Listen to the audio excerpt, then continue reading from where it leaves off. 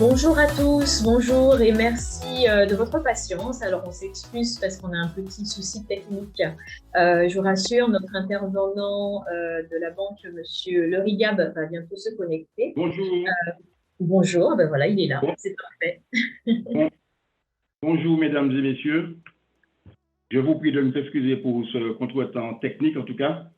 Bon, mais on n'arrive pas à cause des mesures de sécurité groupe BNP Paribas.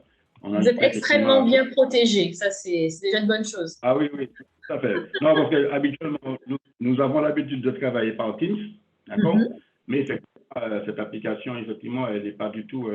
aujourd'hui, nos systèmes de sécurité bloquent d'entrée, quoi. OK, donc, je vous prie de nous excuser pour ce contretemps qui fait qu'on démarre avec, effectivement, un petit quart d'heure de retard. Oui, Bien, en tout cas, alors bonjour à vous. Oui, merci. Oui, bonsoir à vous. Alors, moi, ce que je propose, je fais juste une petite intervention pour démarrer. On va rappeler un petit peu les grands principes de la Team France Export. Et ensuite, je passerai à la présentation sur la sécurité des paiements à l'international. Donc, déjà, je vais commencer par me présenter pour ceux qui ne me connaissent pas encore. Je suis Raïssa Kern, donc conseillère internationale à la Chambre de commerce et d'industrie des îles de Guadeloupe. Donc, on fait partie de la Team France Export. Et au sein des CCI de Guyane, vous avez également une collègue, Patricia Calu, qui est aussi conseillère. Et sur la CCI de Martinique, vous avez Nathalie Guillieri et Vanessa Victorin, qui sont également conseillères internationales auprès des entreprises. Alors, notre rôle, c'est quoi? Notre mission principale, eh bien, c'est de faire en sorte que vous, chefs d'entreprise, vous puissiez avoir une démarche à l'international qui soit le plus sécurisée possible. C'est-à-dire qu'on va vous aider à mettre en place votre stratégie d'approche des différents marchés. Tout d'abord en faisant un diagnostic export pour s'assurer effectivement que votre projet est viable à l'international et valider votre potentiel, en étant garant également que vous ayez un maximum d'informations sur les marchés, que vous soyez informé de la réglementation, des chiffres clés, des barrières à l'entrée, des principaux concurrents, que vous puissiez faire votre étude.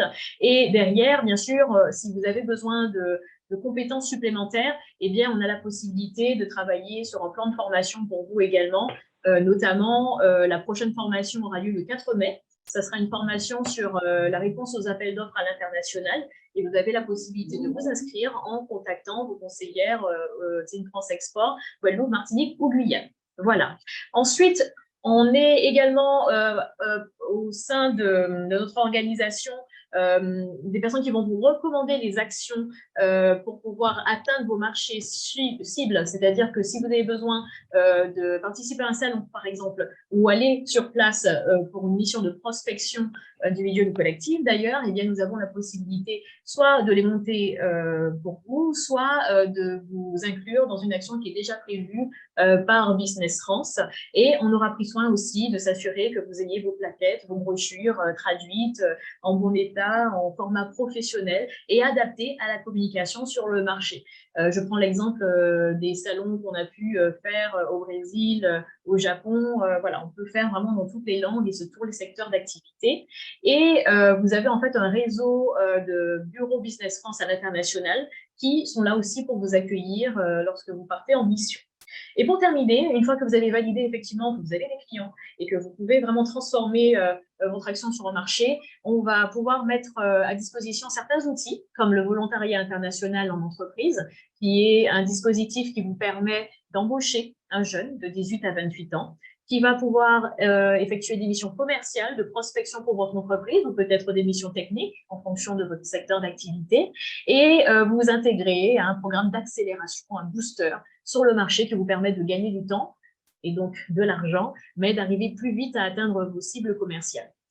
Donc, en dehors de cela, la partie conseil, la partie accompagnement, on va aussi travailler sur un plan de financement, donc sur vos budgets export, en vous mettant en contact avec les banques partenaires. Donc là, officiellement, la BPI, Banque publique d'investissement, est notre partenaire au sein de la TFE, mais nous avons contact aussi avec toutes les banques de notre réseau pour vous recommander les personnes ressources, pour vous recommander aussi les choses essentielles auxquelles vous devez penser quand vous partez à l'international.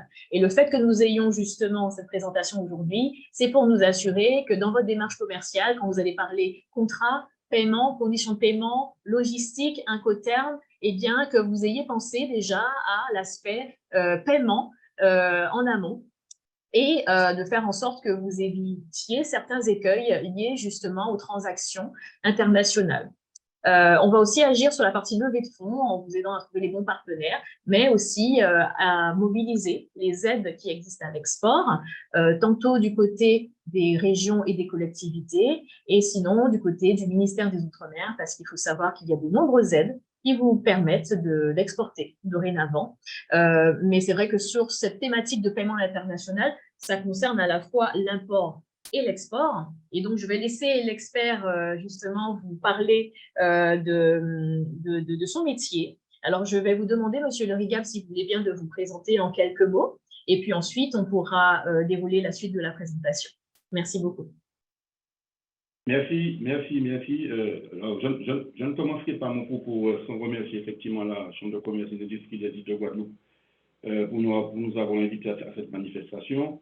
Remercier également les partenaires présents et les intervenants, et bien sûr les entrepreneurs et chefs d'entreprise présents, en tout cas, dans cette conférence. Alors, je me présente, je suis Jean-Paul Le Rigab, je suis chargé d'affaires commerce international au sein du groupe de BNP Paribas Antilles-Guyane. Donc, nous travaillons effectivement sur les 3 sites Martinique, Guadeloupe, Guyane. Nous sommes une trentaine de collaborateurs pour la partie corporate. Nous sommes au niveau de la direction des grandes entreprises. Donc, nous sommes une trentaine sur la Martinique, la Guadeloupe et la Guyane, avec une vingtaine de chargés d'affaires et une dizaine d'assistants et de chargés d'affaires cash management. D'accord? Et ma spécialité, effectivement, c'est le trade, le commerce international, en sachant que nous avons d'autres métiers d'expertise au sein du corporate en BNP Paribas Antilles-Guyane, à savoir l'innovation, le secteur d'innovation. On a un collaborateur qui met en avant ce secteur-là, un collaborateur qui s'occupe également de la transition énergétique, l'économie durable, et bien sûr un collaborateur qui s'occupe de la partie entrepreneuriat féminin. Bon. Je suis là ce soir pour vous parler un peu de la partie commerce international. Alors, je tiens à dire que nous sommes là aujourd'hui pour faire une pédagogie, d'accord, pour expliquer un peu les pratiques du commerce international, et puis aussi pour juste faire une petite présentation de notre réseau, de notre système et de nos process, en tout cas au niveau de BNP Paribas Antilles-Guyane, s'agissant de l'accompagnement de nos clients sur le sujet trade de commerce international. Donc, je vous ai préparé une petite présentation avec un certain nombre de slides. Alors, l'idée pour moi, ce n'est pas d'entrer dans du détail comment fonctionne un crédit documentaire, une remise documentaire ou une caution, une garantie à première demande. L'idée pour moi, c'est d'essayer de familiariser les chefs d'entreprise ici présents à un peu, je dirais, la matière, quoi, mais on n'est pas là pour entrer dans du détail, notamment comment fonctionne ci ou ça, mais simplement pour que vous ayez, je dirais, une approche et que vous ayez également peut-être essayé de vous donner une posture qui vous permette de mieux négocier, en tout cas dans le cadre de vos relations à l'import et à l'export. Donc, nous allons effectivement faire une présentation en parlant notamment, point 1, des risques du commerce international. En point 2, nous allons parler des modes de paiement. En point 3, le crédit documentaire. En point 4, la lettre de crédit stand-by. Et nous allons, dans notre conclusion, effectivement, présenter un peu le réseau trade. Et je vais faire un petit laïus, un petit clin d'œil, notamment sur tout l'aspect couverture de change et le risque de change. Donc, si vous voulez bien, nous allons passer, je vous propose de passer au slide 4, les risques du commerce international. S'agissant du commerce international, les opérateurs qui officient à l'international, effectivement, que ce soit les importateurs ou les exportateurs, ils seront confrontés, bien sûr, à un certain nombre de risques, des grandes familles de risques, d'accord, qui sont le risque commercial, le risque politique, le risque pays, le risque de contentieux et autres risques, et également avec des sous-risques qui sont le risque de transport et le risque administratif. Donc, s'agissant du risque commercial, c'est un risque effectivement qui est déterminé par la nature des relations contractuelles entre les parties, et il peut se manifester dans le cadre de la rupture du contrat commercial, laquelle rupture du contrat commercial serait liée à peut-être une livraison tardive ou pas, carrément de la marchandise, ou à une livraison d'une marchandise qui n'est pas de bonne qualité, en tout cas, qui n'est pas celle qui a été convenue dans le contrat signé entre les parties. Il peut également se manifester par le risque de non-paiement qui résulte bien sûr d'une insolvabilité ou carrément de la faillite de l'acheteur. C'est la raison pour laquelle les parties importateurs-exportateurs chercheront effectivement, dans le cadre de leur relation d'affaires, de sécuriser effectivement le paiement de ces transactions. L'autre grande catégorie de risques que nous connaissons, c'est le risque politique et le risque pays. Bon, il est fonction de ce risque-là de la localisation des parties prenantes, hein, importateurs et exportateurs. Nous connaissons tous ces risques, hein, ce sont des faits politiques, hein, des coups d'État, des guerres, des insurrections, des faits économiques et monétaires, notamment le risque de change, les situations entre les devises, et bien sûr des faits un peu plus, encore aussi délicats, qui sont les faits catastrophiques, cataclysmes naturels, cyclones, séismes, pandémies. Au moment où nous parlons, nous pouvons dire tous que nous connaissons en tout cas ces risques-là, parce qu'ils se manifestent effectivement le plus clair du temps depuis des années, et j'espère qu'on n'en aura pas trop, mais bon, la vie fait que ces risques-là, ils sont réels et on en voit tous les jours. Alors, le risque de contentieux et autres risques, ça c'est plus un risque qui va découler des clauses contractuelles et les mécanismes de paiement entre les parties. Bon. Donc, il peut s'agir d'un risque notamment de recours, c'est-à-dire comment obtenir un recours en cas de rupture de la relation commerciale. Il peut être lié également de la différence des lois applicables entre les pays. Donc, ce sont des risques qui sont réels. Il peut également être lié à un risque d'exécution, c'est-à-dire que quand bien même une des parties entre importateur et exportateur, une des parties a gain de cause devant une juridiction, comment cette partie qui a gain de cause pourra faire jouer son jugement et récupérer en tout cas sa mise. Et puis bien sûr les risques qui sont inhérents à tout ce qui est commerce international, puisque s'il s'agit de marchandises qui voyagent, okay, donc soit par bateau, par avion, par train ou autre, vous avez le risque de transport, donc ça va générer effectivement qu'il y ait des assurances qui soient prises pour garantir la marchandise. Et bien sûr, on a également les risques relatifs à toute la partie formalité et douanière et autres documentation. Donc, vous voyez bien qu'on a un certain nombre de risques qui sont là, qui sont réels, et ce sont les risques auxquels sont confrontés les partenaires à l'import et à l'export. Alors, face à ces risques, les parties vont convenir effectivement de mettre en place et de choisir des moyens de paiement. D'accord? Mais ce qui est important pour vous, mesdames et messieurs, ce qui est important de comprendre, c'est que le choix de ces types, de ces typologies de paiement ou de ces moyens de paiement va dépendre d'un élément essentiel, c'est-à-dire la confiance qui résultera entre les deux parties. Je m'entends entre un importateur et un exportateur et vice-versa. D'accord? C'est le climat de confiance entre les deux parties qui vont commercer ensemble qui va déterminer le choix du réseau de paiement et éventuellement de la garantie de paiement. D'accord? Nous avons trois options. Et le cas où la confiance elle est totale, donc l'importateur et l'exportateur se font une confiance totale. D'accord? Je prends le cas d'un exportateur chinois qui transfère des véhicules à un concessionnaire sur l'Antilles-Guyane. Si cet exportateur chinois a pleine confiance entre ce concessionnaire en local, soit basé en Martinique, Guadeloupe ou Guyane, hein, ce fournisseur chinois, en tout cas, il aura tendance, donc s'il fait confiance, à se libérer de sa marchandise et attendre le règlement une fois que la marchandise est expédiée, d'accord, voire même arriver à bon port, parce qu'il a pleine confiance en son client importateur sur les Antilles, d'accord.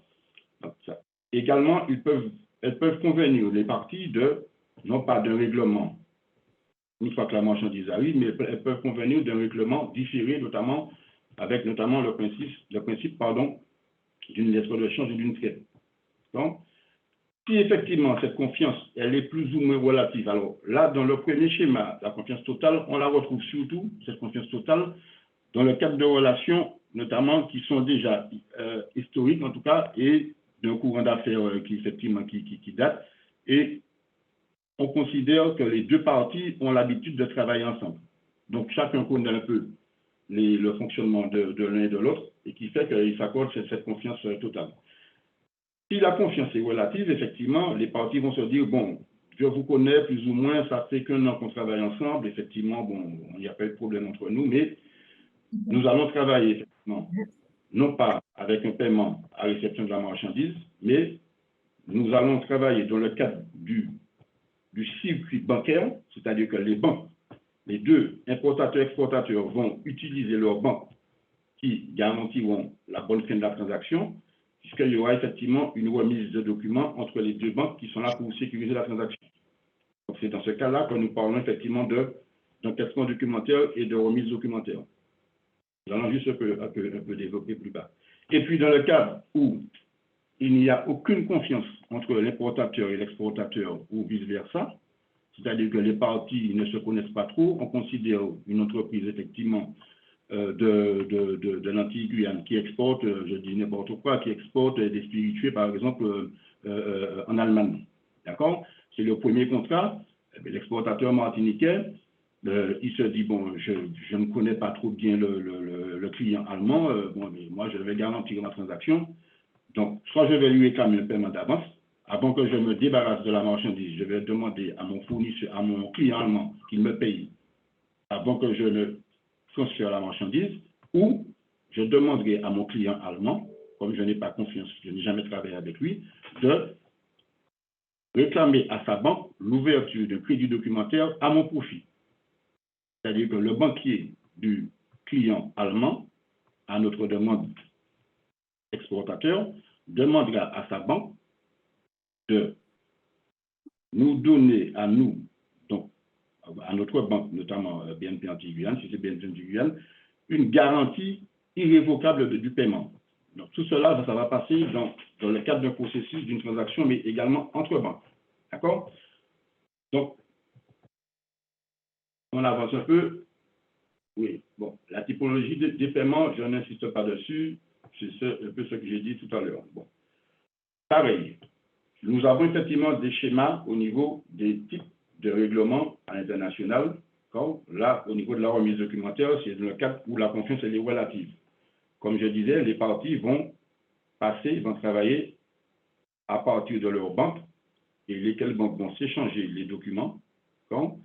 Et la banque, effectivement, je prends un exemple d'un contrat commercial. J'essaie d'aller vite pour ne pas trop perdre de temps sur ce sujet. On a un contrat commercial entre un acheteur et un fournisseur. D'accord? Donc, ils vont rédiger le contrat. Le fournisseur va effectivement livrer la marchandise à un transporteur, lequel transporteur remettra les documents de transport au fournisseur. Donc, le fournisseur envoie les documents et les instructions d'encaissement à la banque, notamment au remettant, à sa banque, d'accord? Laquelle banque enverra les documents à la banque présentatrice, donc c'est la banque effectivement de l'importateur, d'accord? La banque de l'importateur va vérifier la conformité du document conformément au contrat qui a été signé et des documents qui ont été reçus, d'accord? Et va notifier donc, à son client exportateur les documents, remettra donc à son client les documents, lequel client pourra, à partir de ces documents, récupérer sa marchandise auprès des services de la douane. D'accord? Donc, ça, c'est un schéma qui garantit, si vous voulez, la transaction parce que les deux banques interviennent. Juste un point très important, c'est que dans le cadre de la remise documentaire, les banques, effectivement, interviennent dans le circuit, mais aucune banque n'est engagée en règlement. C'est-à-dire que si l'importateur n'a pas la provision suffisante sur son compte, la banque de l'importateur n'est pas tenue de régler. Elle n'a aucun engagement. Ça signifie que le fournisseur de l'autre côté, au bout, il peut ne pas être réglé. D'accord?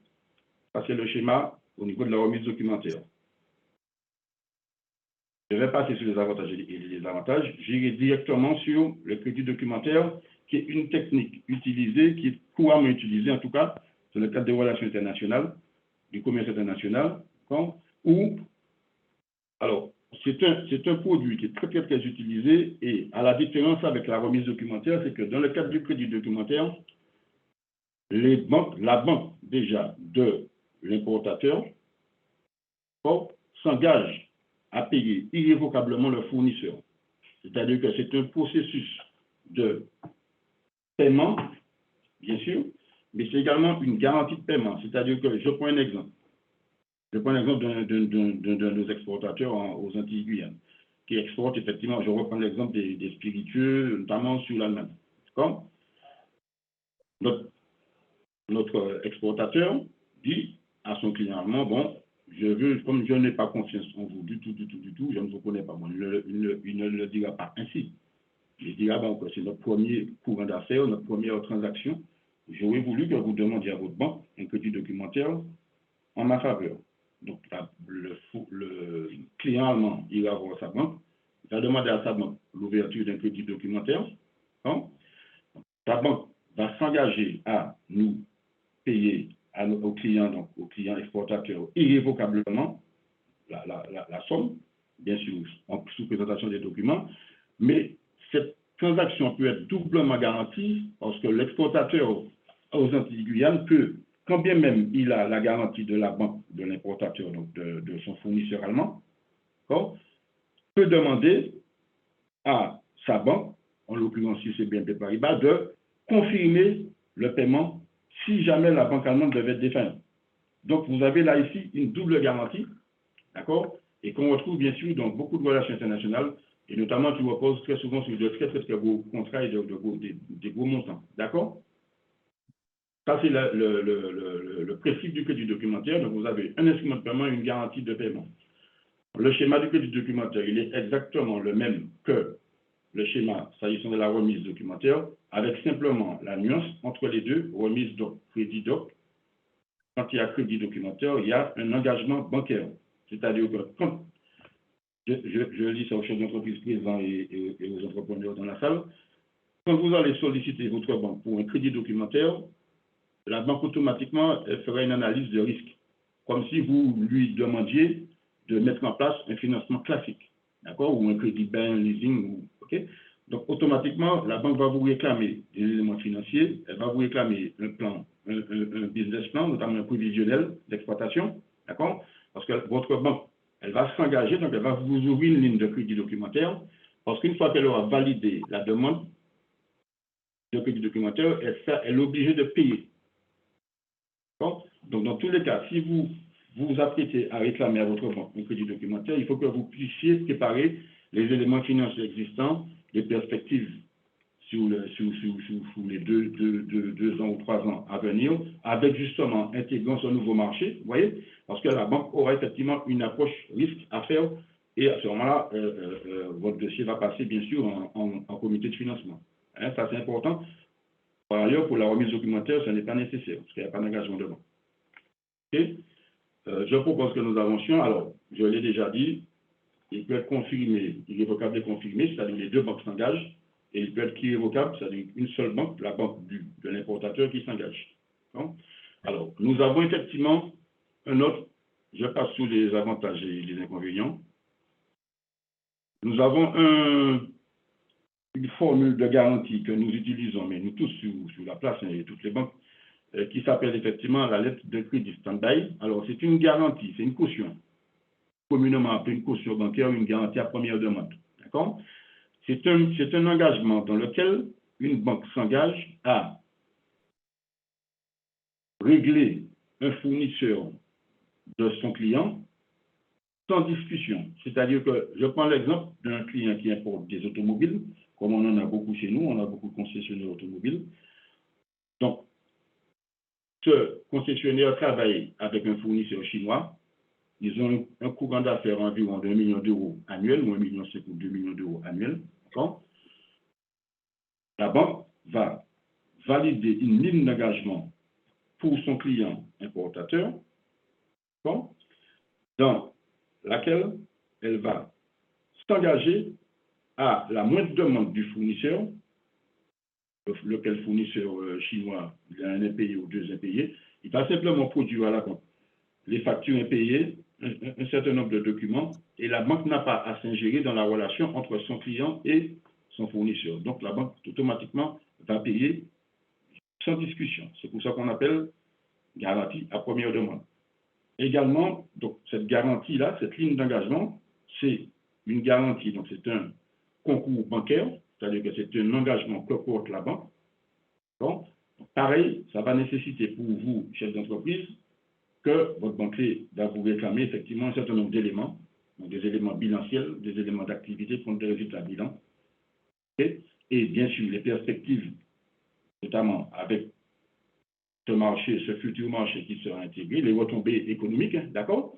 Et à partir de cela, vous aurez un comité de crédit qui va valider votre demande ou vous demandez des précisions. Mais en tout cas, dans tous les cas, cette demande de l'aide de crédit stand-by, cet engagement fera l'objet d'une étude préalable de risque. D'accord? Alors, on passe à la conclusion. Pardon? Oui, je vous laisse on passe à la continuer. conclusion. Oui, pardon? Je vous entends. Je vous laisse continuer. Oui, je vous disais, alors, là, ce sont, si vous voulez, tous les outils que nous avons, les principaux outils que nous avons, effectivement, pour accompagner nos clients à l'international, qu'ils soient importateurs ou qu'ils soient exportateurs. Donc, en BNP Paribas, effectivement, nous avons un réseau de trade centers qui est composé de plus de 150 trade centers sur l'ensemble des territoires, hein, d'accord, et qui nous accompagne effectivement, qui va vous accompagner de manière très personnalisée dans la rédaction et la négociation de vos engagements. Parce que vous savez bien que dans le cadre des relations internationales, les exigences sont fortes, aussi bien au niveau des importateurs que des exportateurs. Chacun veut sécuriser au maximum sa transaction. Et donc, effectivement, nous avons des actes standards, mais nous avons souvent, en fonction des doléances, des demandes, notamment des fournisseurs, hein, nous avons très souvent à aménager nos actes. Et pour cela, effectivement, parce qu'il ne faut pas que la banque se mette en risque, également dans la rédaction notamment de ces garanties. Et nous avons effectivement l'appui pour nos clients, en tout cas, de trade centers, d'experts qui ne font que ça. Donc, ça nous permet d'accompagner nos clients, même quand les demandes sont relativement, je dirais, personnalisées. D'accord?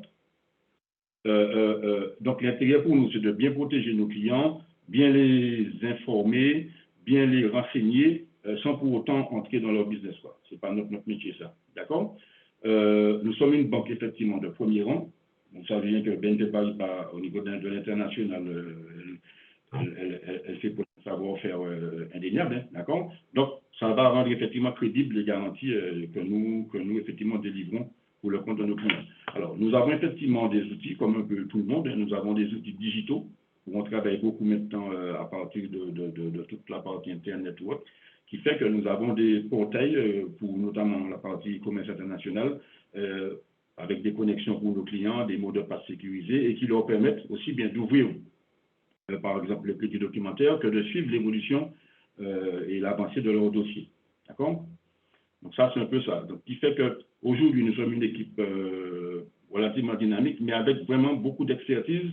Et je dirais même que, bon, je pense que c'est valable un peu partout, mais nous sommes vraiment une communauté de trade, quoi. Nous avons effectivement des visios en permanence où toute l'équipe trade, je dis, au niveau de l'international et du monde, hein, où on communique, on échange les bons principes. Et ça fait que nous sommes, entre guillemets, je dirais, une petite famille.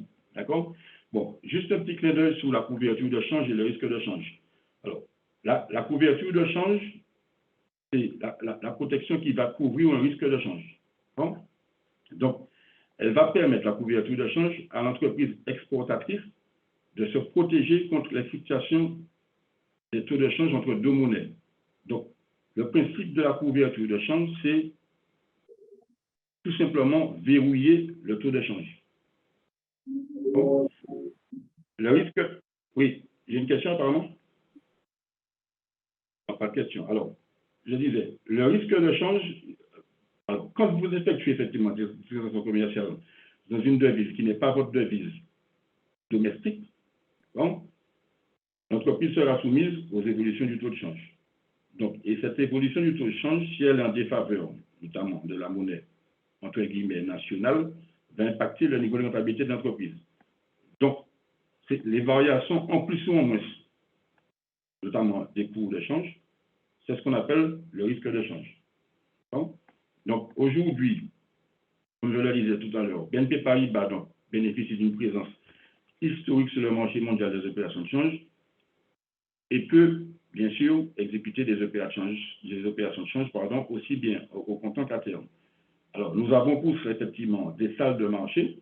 Nous avons effectivement, nous accompagnons effectivement nos clients sur plus de 72 pays et sur une soixantaine de devises. Donc, aujourd'hui, nous sommes à même vraiment sur un périmètre très large d'accompagner nos clients.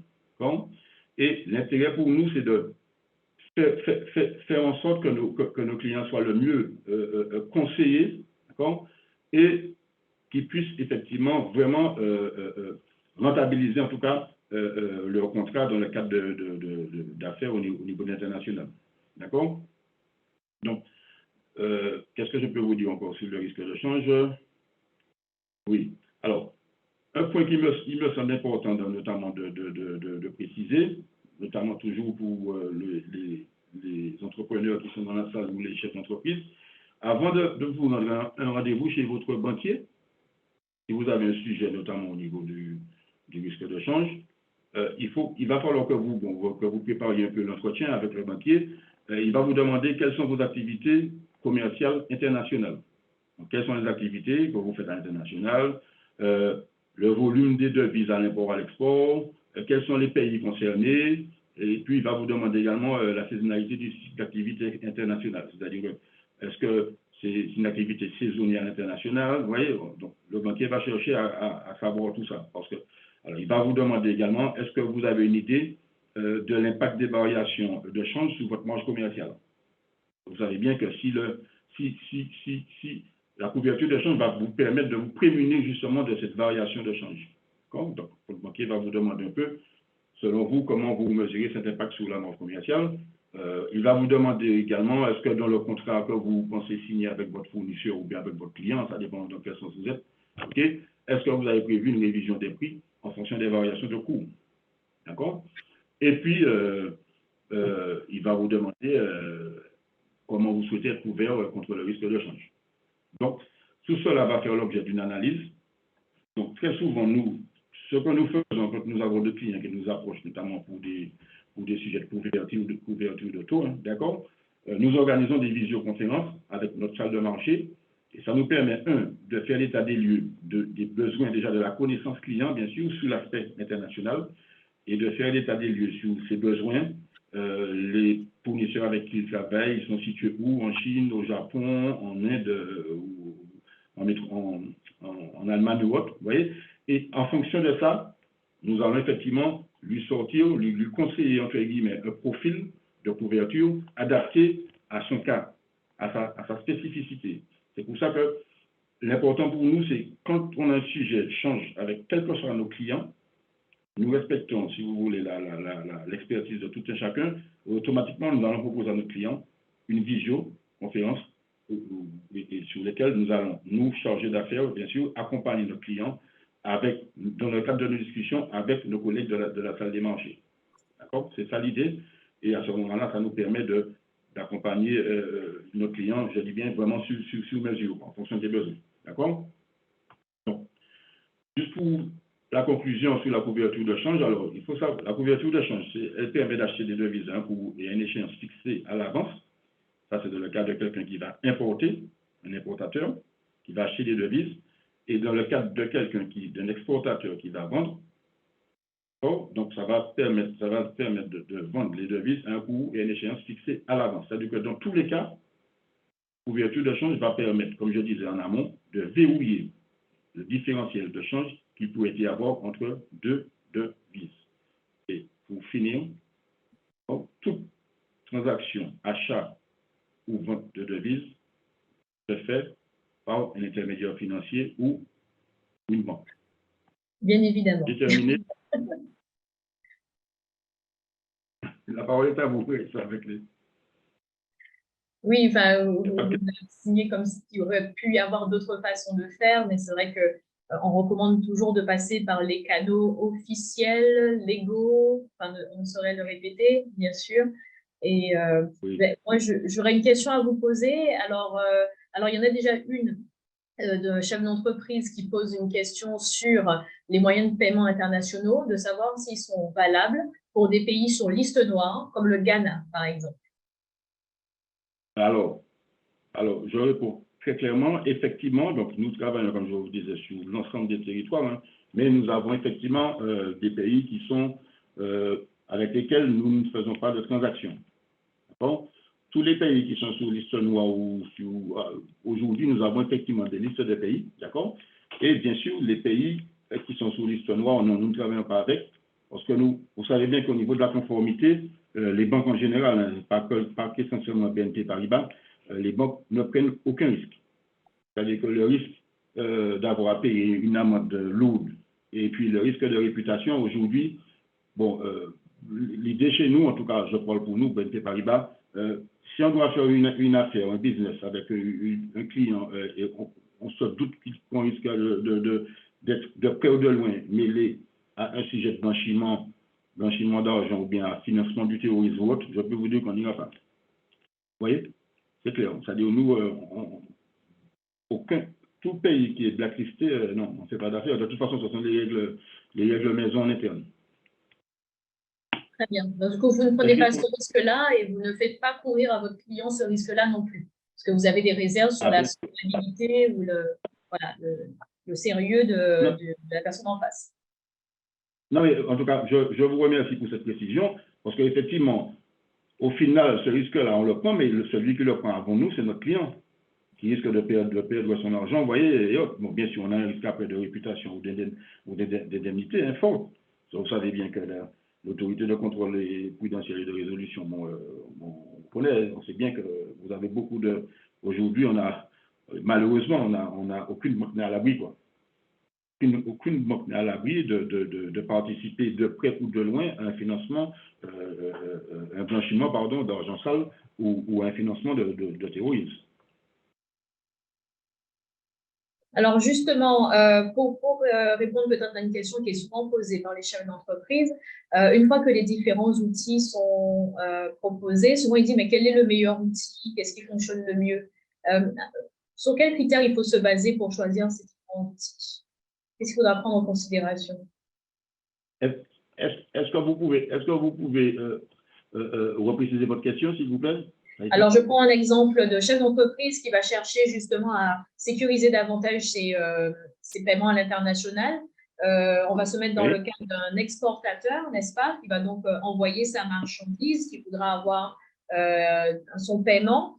Est-ce que ça va dépendre un petit peu du pouvoir de négociation qu'il a avec son client, savoir si c'est un gros client, est-ce que lui a des possibilités de négocier facilement en fait avec la personne en face sur ses conditions, ou est-ce que ça va dépendre du marché aussi. Il y a des marchés où il y a peu de risques et vous recommanderiez peut-être des solutions, on va dire les toutes premières qui ont été abordées, ou peut-être vous allez proposer peut-être des choses beaucoup plus cadrées, beaucoup plus alors, j'ai envie de dire, plus c'est cadré et plus c'est sûr, plus c'est onéreux, me semble-t-il. Je pense qu'il y a une corrélation quand même. Plus la solution est sécurisée, forcément, plus il y a de frais, on est d'accord.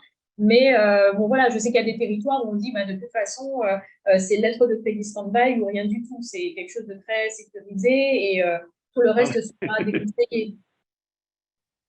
Non, mais merci pour votre remarque, mais bon, je rebondis dessus. Vous avez tout à fait raison. Aujourd'hui, alors, ce que j'ai envie de vous dire aux gens qui nous écoutent, c'est qu'aujourd'hui, les relations bancaires ou les relations clients-fournisseurs, ce sont des relations de confiance, comme des relations normales, quoi, des relations de famille. Vous voyez, aujourd'hui, dans quelle que soit la relation que nous avons, personnelle, professionnelle ou amicale, ce qui compte, c'est le climat de confiance entre les parties. Plus effectivement un exportateur ou chef d'entreprise, plus il aura confiance en son client, même si le client son client se trouve en Chine, au Japon ou autre, plus il sera facile pour lui de se délester de sa marchandise, pas forcément en réclamant un crédit documentaire à son client qui se trouve en Chine. Parce que comme vous disiez si bien, ça, plus il y a de la protection, plus le coût de la garantie est cher. Vous voyez? Donc, le mieux serait que les gens puissent faire des transactions avec un simple virement, dans l'idéal, à la commande, ce qui revient à peine un virement Swift, ça fait environ 19 €. Vous voyez? Mais si vous effectivement, s'il n'y a pas la confiance entre les parties, bon, le but avant tout, c'est de faire du business et puis qu'au final, chacun s'y retrouve, même si certains payent un peu plus cher que prévu, vous comprenez? Donc, et là c'est ce que vous dites, c'est que tout va découler de la relation que vous avez avec votre interlocuteur. C'est pour ça que je dis que, enfin, je le pense ainsi et je le dis ainsi, quand on fait des affaires avec quelqu'un, quel qu'il soit, quel que soit le sens dans lequel on est, importateur, exportateur, c'est déjà apprendre à connaître les gens avec qui on fait du business. Vous voyez? Et très souvent, c'est important, ce n'est pas toujours facile de se rendre sur place, mais très souvent, c'est important, et vous verrez que je le pratique déjà dans mon métier, mais même ailleurs. Vous vous rendez compte que quand vous connaissez les gens, alors c'est pas facile, je dis bien, on ne peut pas à chaque fois aller en Chine, mais quand vous connaissez les gens, déjà au téléphone, c'est une bonne chose, mais quand vous avez la chance de connaître quelqu'un de vive voix, de visu, je peux vous dire que même dans nos relations de banque avec nos clients, ça facilite nos relations, nos échanges, et ça crée, si vous voulez, ça crée une effet de l'alchimie que si on avait eu ce client-là, que par mail ou à la rigueur, le téléphone, ça rattrape déjà. Mais si vous avez un client que par mail pendant une année, je considère que vous ne le connaissez pas suffisamment, lui-même ne vous connaît pas.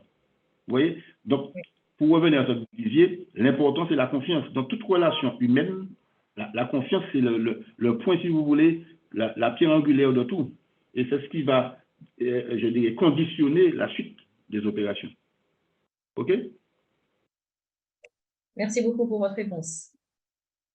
Je vous en prie. Alors, il y a d'autres questions. Alors, si le client au Ghana paye comptant par virement, est-ce que c'est déjà plus acceptable? Alors, là, comment vous dire? Bon, déjà, je ne vais pas entrer dans trop de détails, parce que ça concerne vraiment notre conformité. Vous voyez, c'est des sujets sensibles. Il faut bien comprendre que, alors je ne parle pas pour nous, hein, je parle pour le système bancaire dans son ensemble. Il faut bien comprendre que nous devons savoir précisément, nos commerciaux doivent savoir précisément l'origine et la raison économique de toutes les transactions que nous traitons, donc aussi bien les flux entrants que les flux sortants. Ça, c'est le réglementaire aujourd'hui qui est là et qui nous dit, on vous dicte ça, c'est ça. C'est ça ou c'est OK? Donc, ça signifie que si un de nos clients reçoit des fonds qui vient d'un pays topé, entre guillemets, automatiquement, même si j'ai envie d'aller loin, mais même si le commercial devait être un peu négligent, bon, il risque déjà beaucoup s'il est négligent, mais nous avons des outils qui vont automatiquement clignoter, vous voyez. Je ne vais pas vous donner plus de détails, mais automatiquement, nous allons demander effectivement à ce commercial, au commercial en général, des précisions là-dessus, parce qu'aujourd'hui, nous sommes malheureusement tenus de justifier aussi bien ce qui sort que ce qui entre. Bon, et ça, c'est pour ne pas mettre la banque en porte-à-faux sur ces sujets de blanchiment d'argent sale ou de financement de terrorisme. Mais ça, je dis bien, ce n'est pas uniquement une banque qui le fait, c'est le système bancaire dans sa globalité qui est aujourd'hui très, très, très vigilant sur tout ce qui rentre et tout ce qui sort. Je parle de flux, hein, de flux financier. D'accord.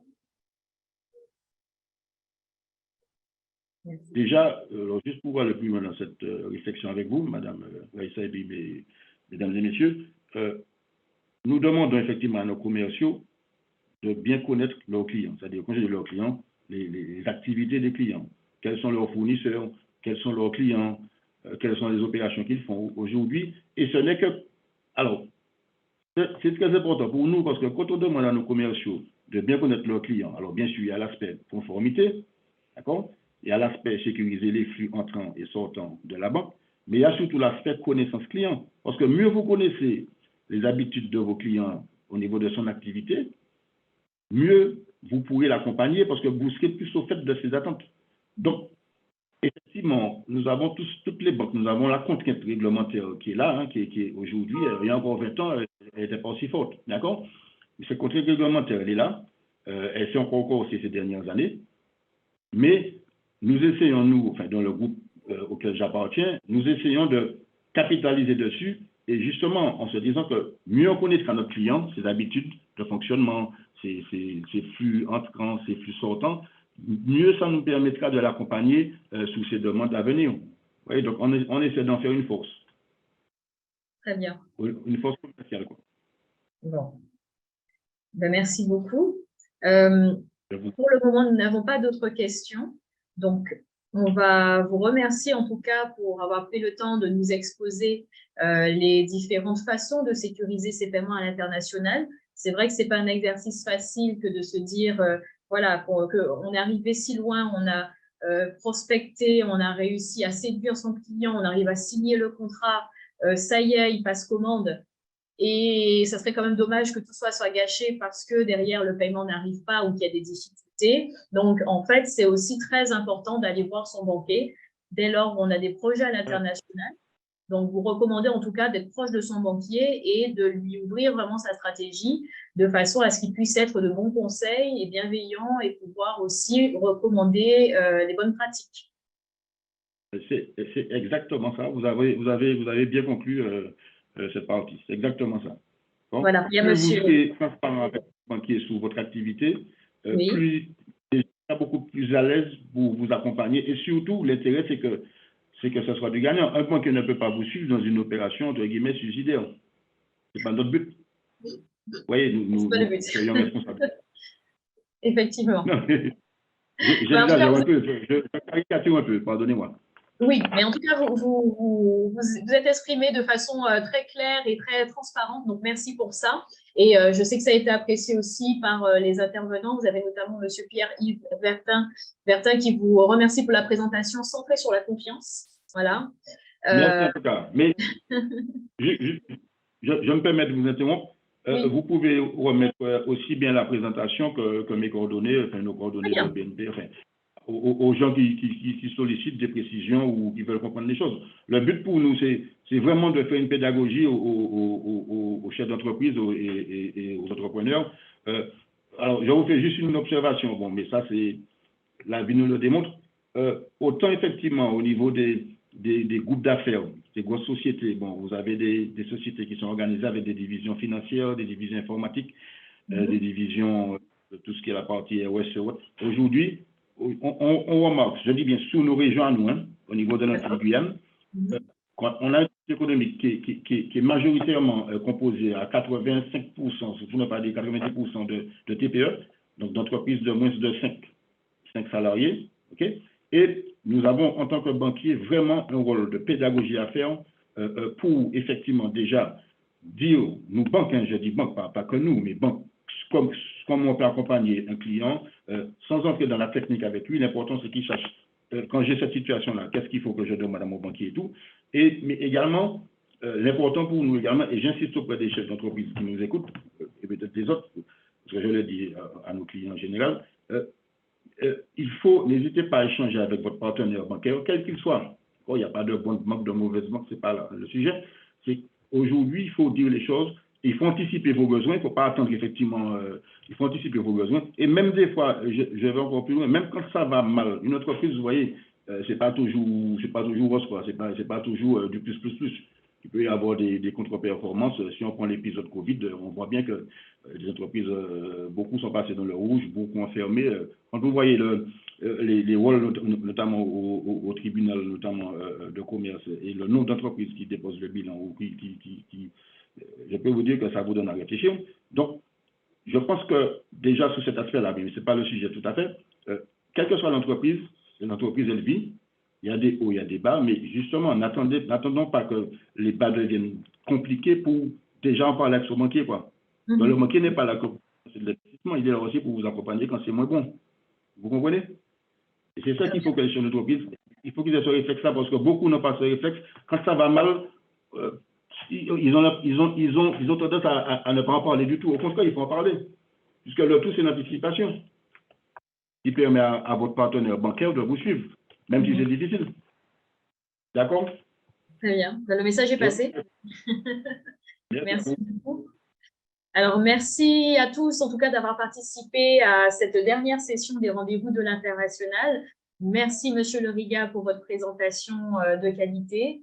C'est vrai que ce n'est pas la première fois que nous échangeons sur ces thématiques, mais en tous les cas, c'est toujours très intéressant de comprendre un petit peu la dynamique derrière les process bancaires. Sachant en tous les cas que si vous souhaitez avoir cette présentation, revoir cette présentation, eh bien, ça sera partagé sur nos réseaux des chambres de commerce et vous êtes invités à vous rendre sur nos sites internet et à contacter vos conseillères pour avoir plus d'informations sur ce qui a été déployé aujourd'hui, toutes les présentations de la journée aussi, celle-ci également, les coordonnées des intervenants. Je vais maintenant conclure cette session d'information.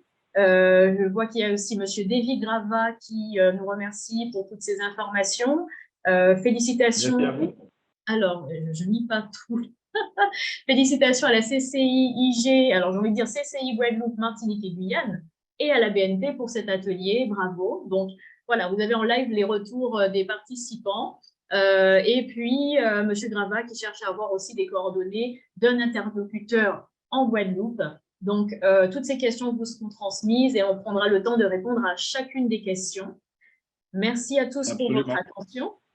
Je vous remercie aussi d'avoir tout un chacun pris part à l'organisation de ces rendez-vous de l'international. Pour ceux qui ont eu une très bonne expérience de ces rendez-vous de l'international, n'hésitez pas à parler de cet événement autour de vous.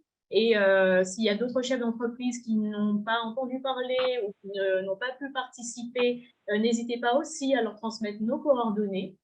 Nous espérons en tous les cas que vous aurez eu autant de plaisir que nous à participer à ces rendez-vous.